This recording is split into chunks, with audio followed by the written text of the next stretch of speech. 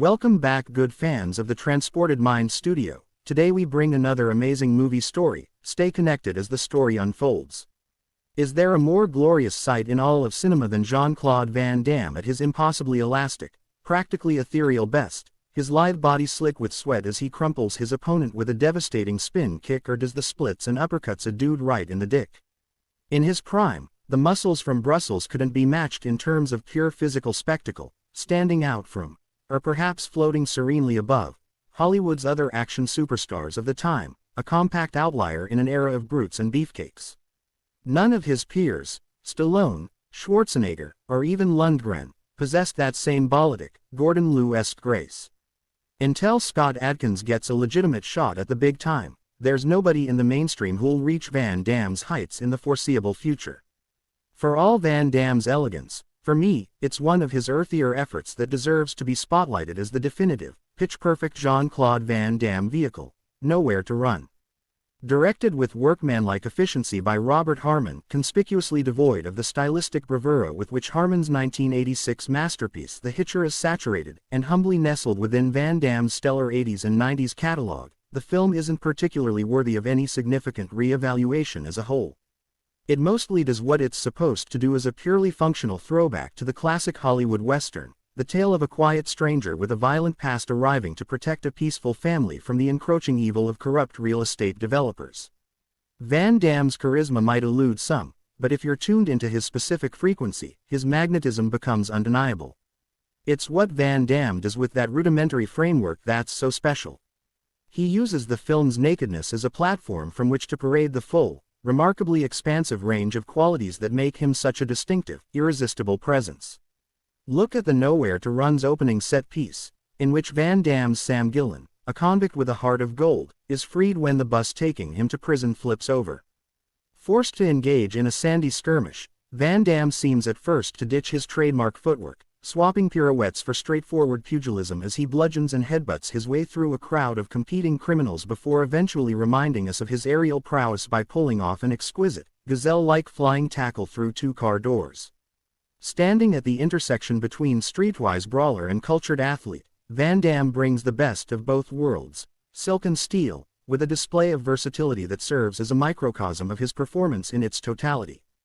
He boasts dramatic and bodily flexibility in one of the very few roles that encouraged him to tap into his thespian reservoirs. As the stoic, virtuous escaped con, he's quietly multifaceted, convincingly sensitive as a mysterious protector and stilted but tender surrogate father figure whenever the film slows down and makes the wholesome family dynamic between Sam, terrorized landowner Clyde Anderson, Rosanna Arquette, and her son Mookie Kieran Culkin, its central preoccupation. For all his huge, earth-shattering striking ability, it's the precision with which Van Damme pulls off the small ticks and gestures here that really makes an impact. The paternal material plays beautifully into Van Damme's natural awkwardness. His singular, thoroughly endearing self-consciousness makes his interactions with Culkin feel genuinely tender, more so than any conventionally accomplished actor could. In Sam's taciturn sweetness towards Mookie, there's a real sense of a man experiencing a kind of relationship that's totally new to him and somehow managing, through sheer instinct alone, to forge something unique and precious. For all his vast, earth-shattering striking ability, it's the precision with which Van Damme pulls off the small ticks and gestures here that really makes an impact.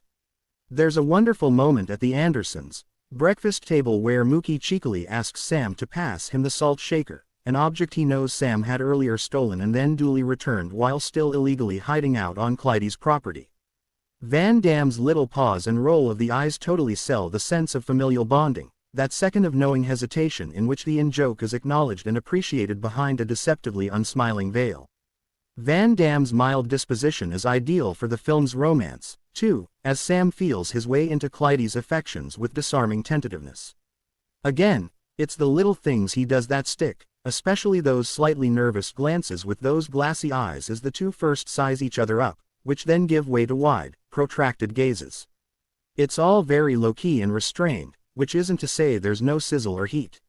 In stark contrast to the utter sexlessness of the modern action star, Van Damme is an intensely sensual being, and plenty of his films are pretty indulgent when it comes to admiring his beauty, taking the time to ogle his sinewy, hunky physique, often directly through the ravenous eyes of his love interests. Nowhere to Run is no exception, but where it separates itself from the rest is how it offers Van Damme a license to swoon himself. There's some tangible, good old-fashioned yearning in those looks he gives Arquette, something, again, that's tragically absent from so much of today's sterilized action fare. There it is again as he watches the grainy, nostalgic home video footage of Clyde's wedding, his eyes betraying his melancholy and longing. And is that a glimmer of jealousy that flashes across his face as he watches Clyde's shithead sheriff boyfriend kiss her goodbye? All of this is embellished with a varnish of impeccable swagger. Van Damme's charisma might elude some, but if you're tuned into his specific frequency, his magnetism becomes undeniable. He oozes that aura of cool that seems effortless, not in the obnoxious Siegelian god complex sort of way. Van Damme, like Jackie Chan, does his fair share of getting his shit kicked in, but in a way that makes you really feel the latent danger in his serenity. To watch him here, calmly facing off against the wonderfully menacing Ted Levine, trading muttered words of barely contained aggression, is to witness the kind of old-school movie star confidence that the enervating, ever-quipping pretenders like Chris Pratt or Dwayne Johnson could only dream of boasting. There are better Van Damme movies, certainly, and many other fantastic Van Damme performances. For the purest expression of the actor's martial arts mastery, John Woo's masterpiece Hard Target can't be topped. For classic 90s action star muscular mayhem, Peter Hyams' sudden death is a more relentless riot. And if you've ever wanted to see Van Damme doing buddy movie things with Dennis Rodman against a backdrop of absurd storytelling and stylistic experimentation, then Tsui Hark's Double Team is more the movie for you. But in a filmography with such exhilarating peaks, Nowhere to Run holds its own, a diminutive, agile little bantamweight, kicking way above its class thanks to that precious, coruscating sprinkle of Belgian star power, which arguably never sparkled brighter. And that's a wrap. If you enjoyed this thrilling ride, don't forget to smash that like button, subscribe for more epic content, and drop your thoughts in the comments. We want to hear what you think. What was your favorite scene?